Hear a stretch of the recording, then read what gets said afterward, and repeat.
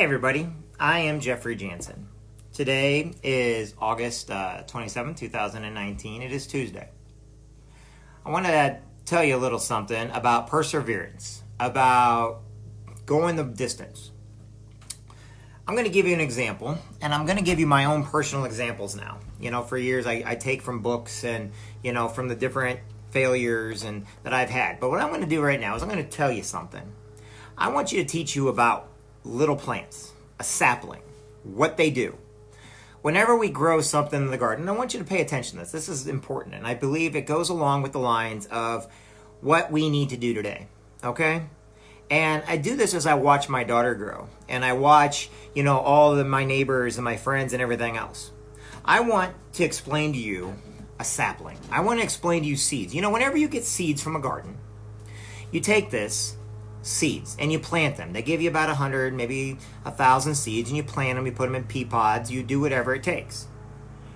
As you're planting, okay, and as you're doing all this, we're going to go in the back so I can show this to you. Give me just a second. I want to show you what I'm talking about. Give me just a second. I've got to get to where I can see. Okay, so what I want to teach you today is saplings. You know, everybody knows that I plant. Everybody knows that I garden. And everybody wonders why.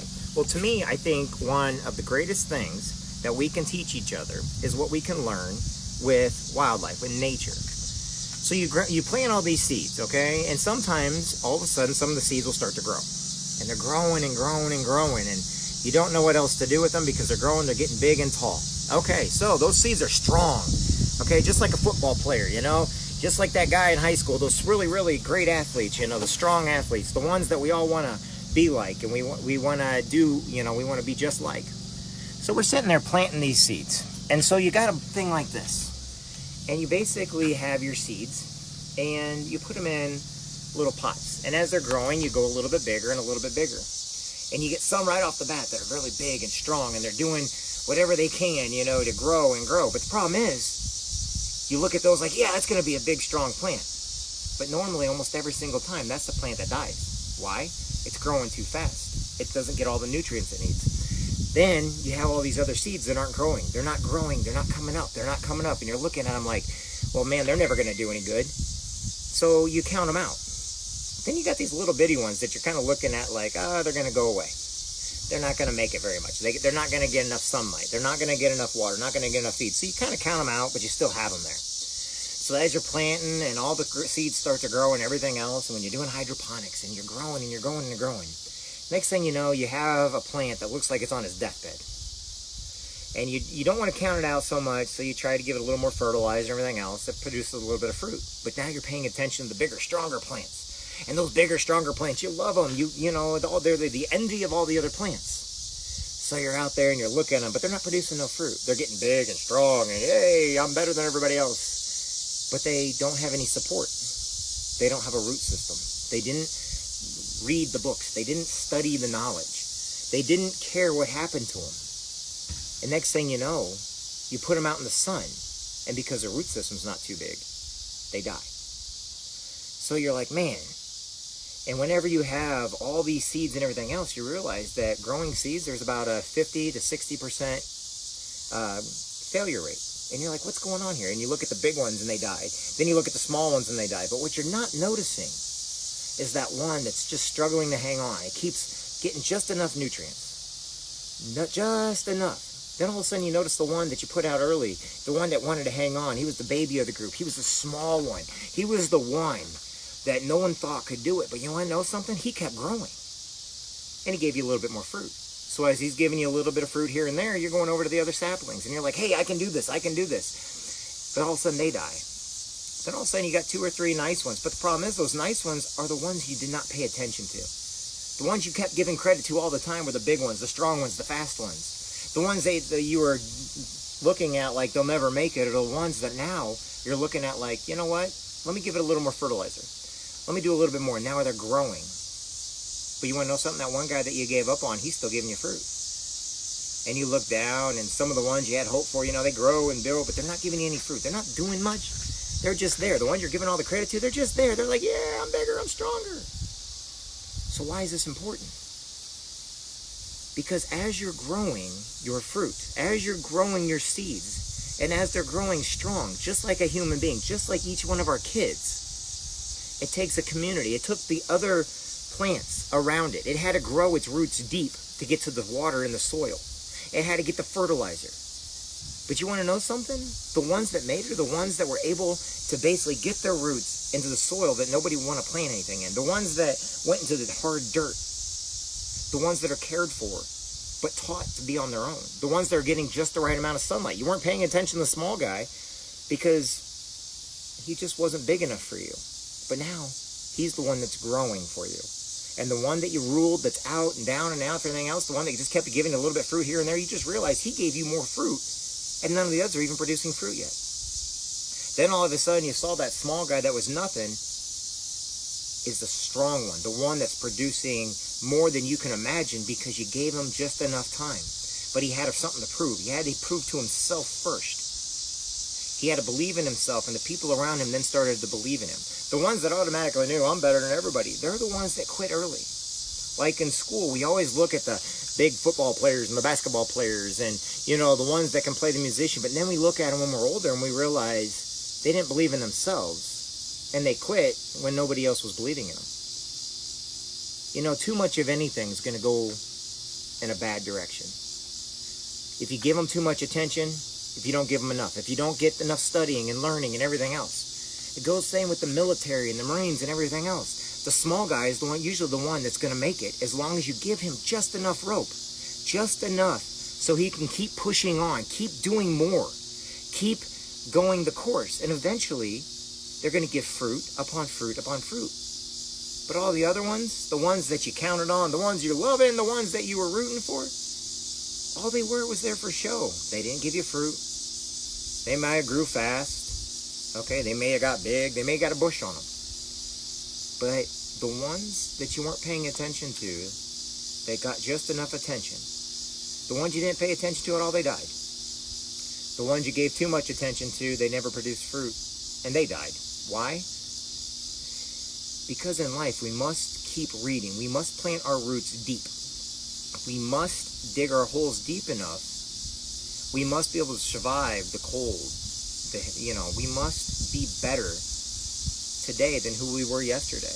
We must sit there and help people with their struggles. Whether they're going to help us or not doesn't matter. We must be a better person for those around us. We must be a community again. Why? Because when we plant our seeds anymore, we want them to grow. But it takes a community to grow. And when we're finally able to grow, when we're finally able to do that,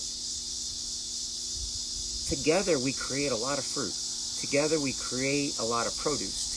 Together we make champions. You know, the ones that are humble are the ones that are doing the most. You know why they're humble? They know they're good. But they're not told to brag. They know that they're fast. But they will still back off and run with other people. You see, life's not about the biggest and the strongest. It's not about the sole survivor.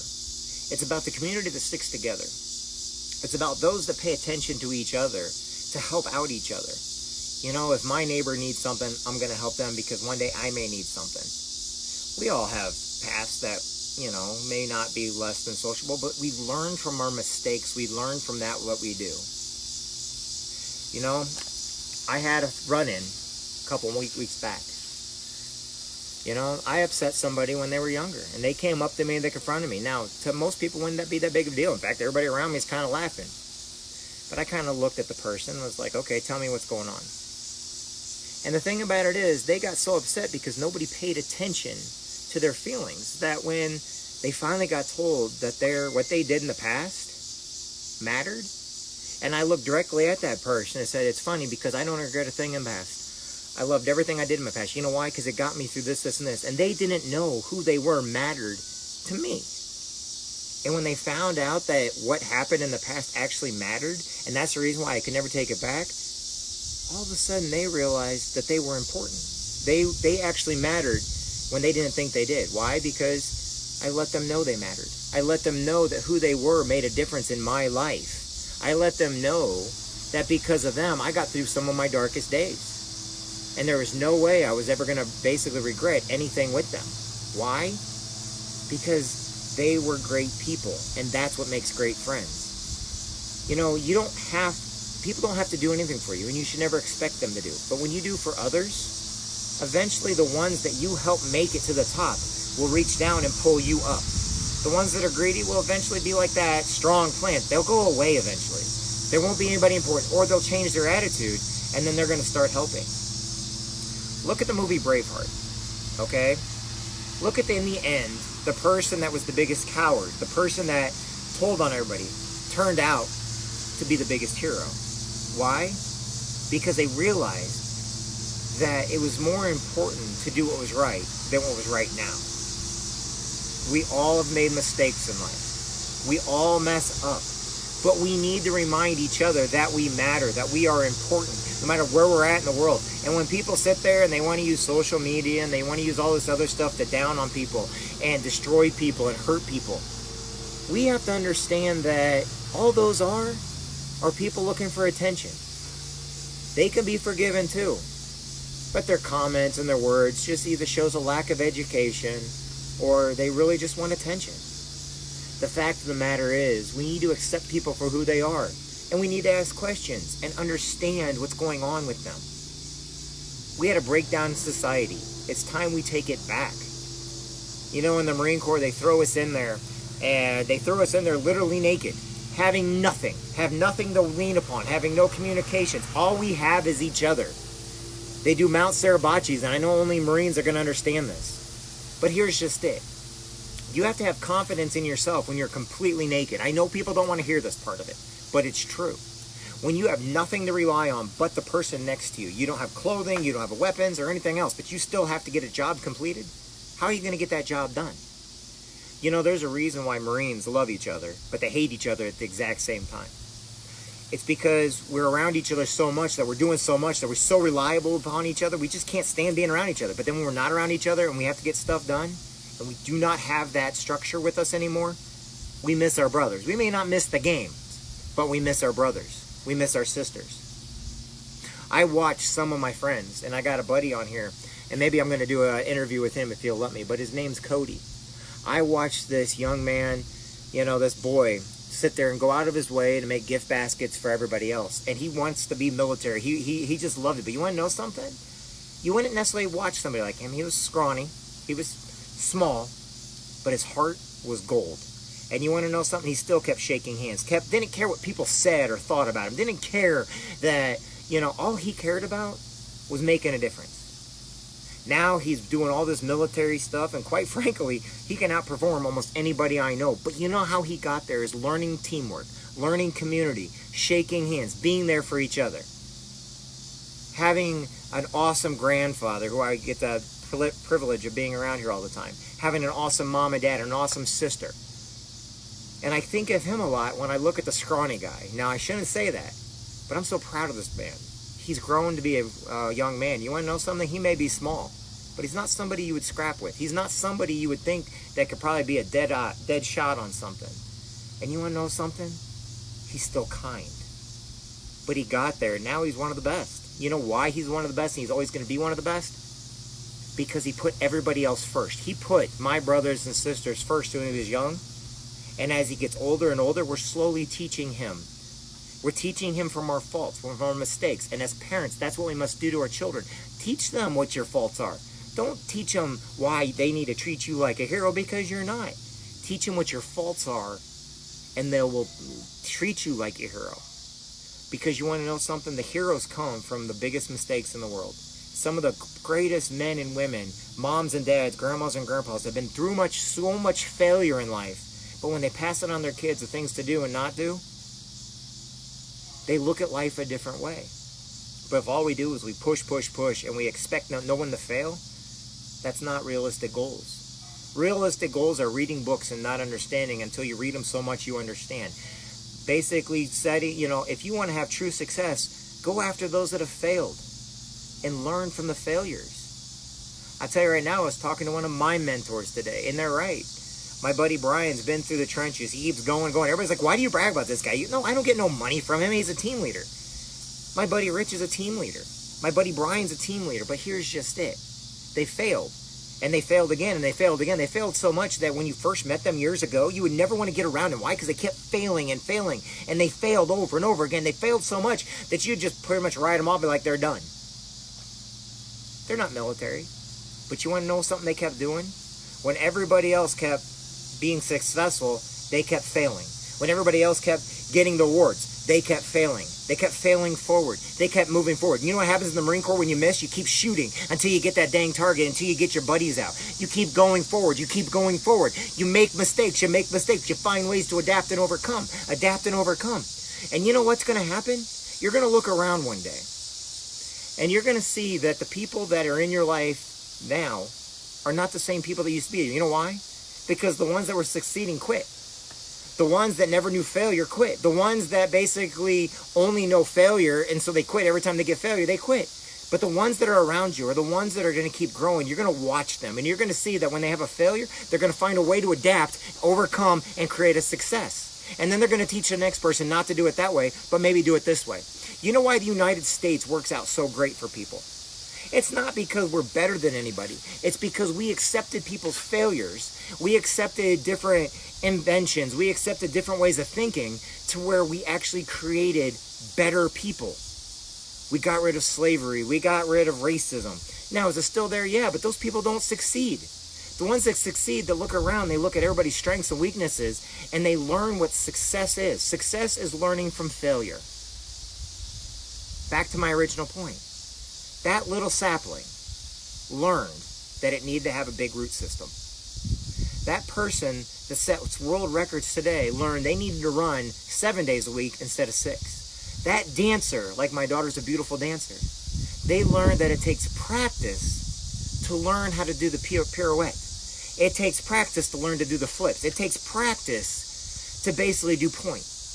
That Marine was not a Marine going in the military, and basically he might have been able to shoot with his daddy's shotgun, but I promise you he could not shoot a target 500 feet away.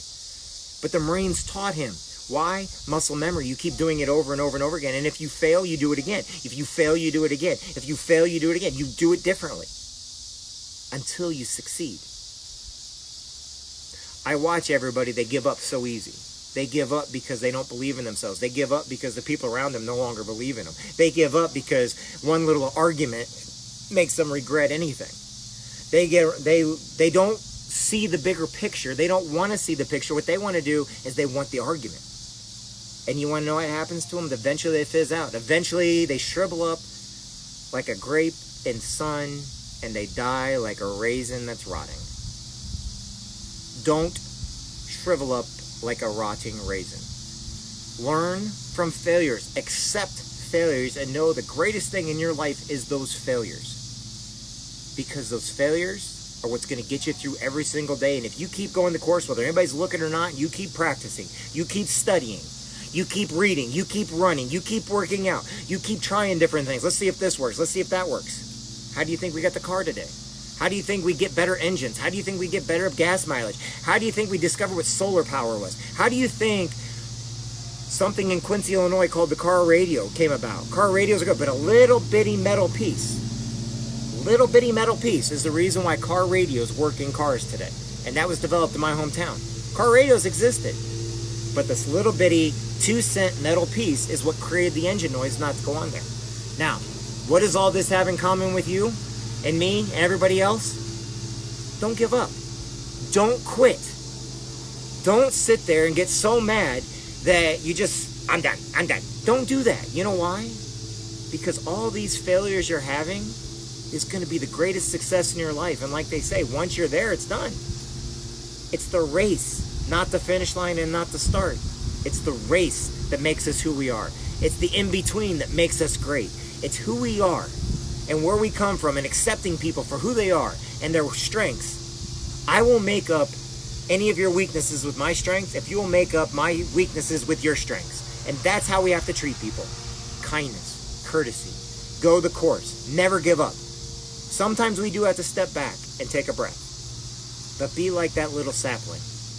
Grow when no one's watching you. Be great when no one can see it. And the day that people know that you're great is the day you already knew you were. My name is Jeffrey Jansen. I hope you all have a great day. I'll talk to everybody later. Bye.